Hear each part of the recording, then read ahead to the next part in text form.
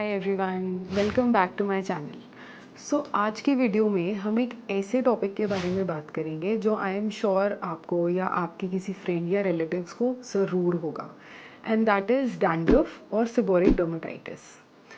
आज हम समझेंगे कि ये डैंड्रफ या सेबोरिक डर्मेटाइटिस होता क्यों है, इसके कॉजेज़ क्या क्या होते हैं, कुछ लोगों में ये ज़्यादा क्यों होता है, कुछ में कम होता है, इसके लिए हम प्रिकॉशंस क्या क्या ले सकते हैं और इसकी ट्रीटमेंट ऑप्शंस क्या हैं। सबसे पहले हम समझते हैं कि ये होता क्यों है। हमारी बॉडी में सेबेशियस ग्लैंड्स, जिनको ऑयल प्रोड्यूसिंग ग्लैंड्स भी बोलते हैं, प्रेजेंट होते हैं और इसके कुछ पर्टिकुलर एरियाज होते हैं जहाँ पे ये ज़्यादा प्रेजेंट होते हैं, जैसे स्कैल्प हो गया, फेस हो गया, चेस्ट हो गया या अपर बैक हो गया। फेस में भी ये ग्लैंड्स कॉन्सेंट्रेटेड होते हैं आईब्रोज के अराउंड, आपके नोज़ के एंगल्स के अराउंड, ईयर्स के अंदर, ईयर्स के पीछे, moustache area and beard area.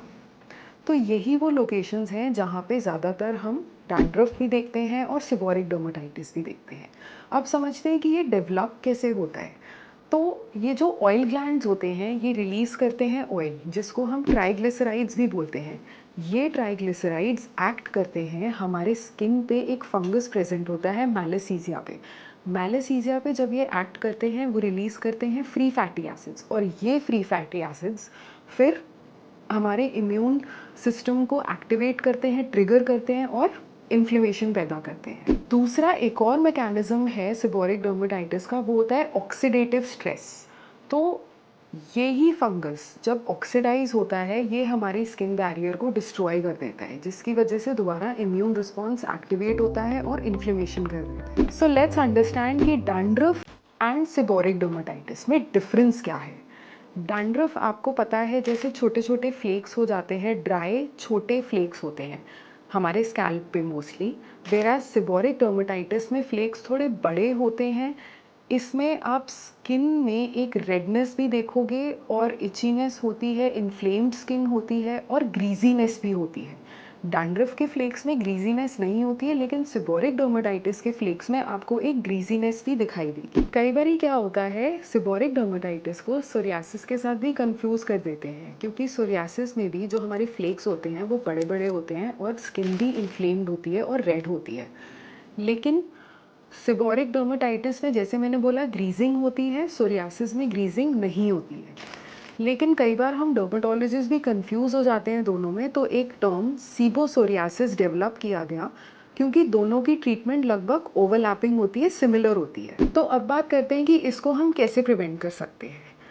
सबसे पहले हमें लाइफस्टाइल में कुछ चेंजेस करने पड़ेंगे, अपनी डाइट में चेंजेस करने पड़ेंगे। लाइफस्टाइल में आप क्या चेंजेस कर सकते हैं, आपको शुगर अवॉइड करना है और डेयरी अवॉइड करनी है। ये दोनों ही चीज़ें हमारे इम्यून रिस्पॉन्स को ट्रिगर करती हैं, which leads to inflammation. You have to switch to Mediterranean sort of a diet. ये क्या होती है, इसमें फ्रूट्स ज़्यादा होते हैं, वेजिटेबल्स ज़्यादा होती हैं, अनकुक्ड काइंड ऑफ डाइट होती है। तो ये डाइट कंसिडर की जाती है बेटर फॉर दोज पीपल जिनको लॉन्ग टर्म सेबोरिक डर्मेटाइटिस होता है। एक और चीज़ जो हमें अवॉइड करनी चाहिए वो है स्पाइसेस, मसालों का। जैसे कि हम सब जानते हैं इंडियन फूड में बहुत ज़्यादा यूजेज होता है, बट जिनको सेबोरिक डर्मेटाइटिस बहुत लॉन्ग स्टैंडिंग टाइम से है उनको स्पाइसेस अवॉइड करने चाहिए, क्योंकि अगेन ये हमारी बॉडी के इम्यून सिस्टम को एक्टिवेट करते हैं, ग्लैंड्स को एक्टिवेट करते हैं जो ज़्यादा ऑयल प्रोड्यूस करते हैं।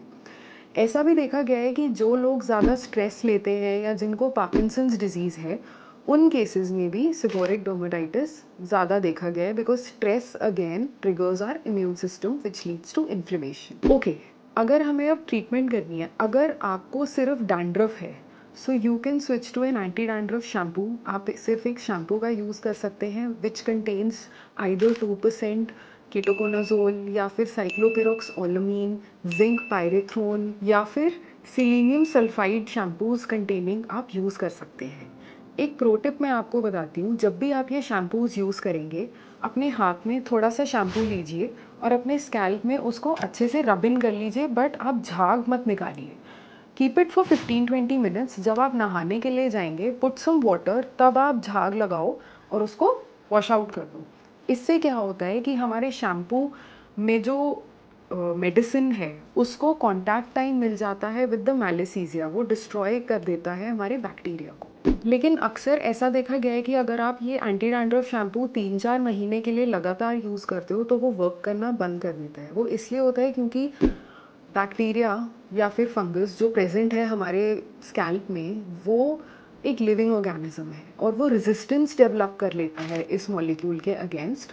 तो इट इज़ सजेस्टेड कि आप हर 1-2 महीने में या फिर जब भी आपको लगे कि इफ़ेक्ट करना बंद कर दिया है शैम्पू, आप किसी और मॉलिक्यूल पे, जो मैंने बताए हैं आपको शैम्पूज़, उनमें से किसी पे भी स्विच कर जाओ। थर्डली, प्रॉब्लम क्या आती है अब एंटी डैंड्रफ शैम्पूज़ के साथ? ये आपके बालों को बिल्कुल रफ़ कर देते हैं, बिल्कुल झाड़ू जैसा कर देते हैं। सो आपको यूज़ करना है एक कंडीशनर। हमेशा एक कंडीशनर अप्लाई करना है आपको after using N anti dandruff shampoo. अगर आप एंटी डैंड्रफ शैम्पूज़ नहीं यूज़ करना चाहते हैं, तो आप स्विच कर सकते हैं एंटी ऑयल शैम्पूज़ पे। ये ऐसे शैम्पूज़ होते हैं जो आपका ऑयल प्रोडक्शन ही कम कर देते हैं स्कैल्प में।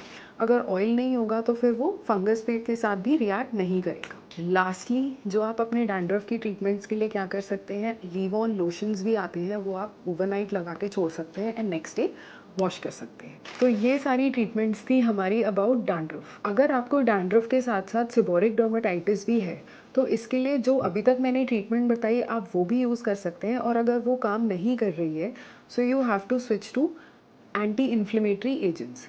ये यूजुअली स्टेरॉइड्स होते हैं एंड आई वुड सजेस्ट आप हमेशा इनको अपने डर्मेटोलॉजिस्ट से मिलके ही यूज़ करें।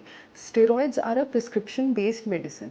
हालांकि ये अलग बात है कि आपके पास की जो केमिस्ट है वहाँ पे इजीली इंडिया में ओवर द काउंटर ये सारी चीज़ें अवेलेबल होती हैं, but I will still suggest कि आप हमेशा एक डर्मेटोलॉजिस्ट से मिलके ही ये यूज़ करें, because long term steroid usages की वजह से आपको कुछ साइड इफ़ेक्ट्स भी हो सकते हैं। स्टेरॉयड्स यूज़ करने के बाद भी अगर आपको लग रहा है कि आपकी रेडनेस नहीं ख़त्म हो रही है, इचिंग नहीं ख़त्म हो रही है, तो कुछ स्टेरॉयड स्पेयरिंग एजेंट्स भी आते हैं जैसे टैक्रोलिमस, वाइमैक्रोलिमस, ये भी आप इनके साथ यूज़ कर सकते हैं। तीसरी चीज़ जो आप यूज़ कर सकते हैं सेबोरिक डर्मेटाइटिस के ट्रीटमेंट में आर केराटोलिटिक एजेंट्स। ये ऐसे एजेंट्स होते हैं जो आपकी फ्लेकीनेस कम करते हैं, आपके स्किन बैरियर को मेंटेन करते हैं। इसमें यूजुअली आता है salicylic acid and coal tar. Salicylic acid हमारी फ्लेकीनेस कम करता है, coal tar is anti fungal, anti bacterial properties, so it can be used in all these patients. But ये मैं सिर्फ उन्हीं पेशेंट्स में रिजर्व रखती हूँ जिनमें हमारा एंटी डैंड्रफ शैम्पू वर्क नहीं कर रहा है। लास्टली, जो एक मॉलिक्यूल अब इमर्ज कर रहा है in the treatment of dandruff and seborrheic dermatitis is glycolic acid.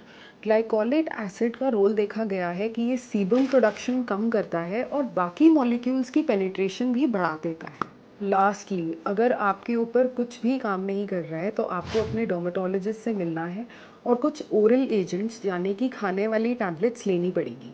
इनमें क्या क्या आता है, जैसे आइसोपेटेनॉइन हो गया, एंटी फंगल ड्रग्स जैसे इट्राकोनाजोल हो गया, फ्लुकोनाजोल हो गया, या लास्टली हमारे जो इम्यून सिस्टम को रेगुलेट करते हैं वो ड्रग्स जैसे साइक्लोस्पोरिन हो गया, मिथोट्रेक्सेट हो गया। ये क्या करते हैं, ये आपके इम्यून सिस्टम को ही कंट्रोल कर देते हैं ताकि वो फंगस के साथ रिएक्ट करके एक इन्फ्लेमेशन ना बनाए। सो if you are someone who is suffering from dandruff or seborrheic dermatitis, then do meet your doctor. I hope ये वीडियो आपके लिए बहुत यूज़फुल रही हो। For more such tips, please follow. Thank you.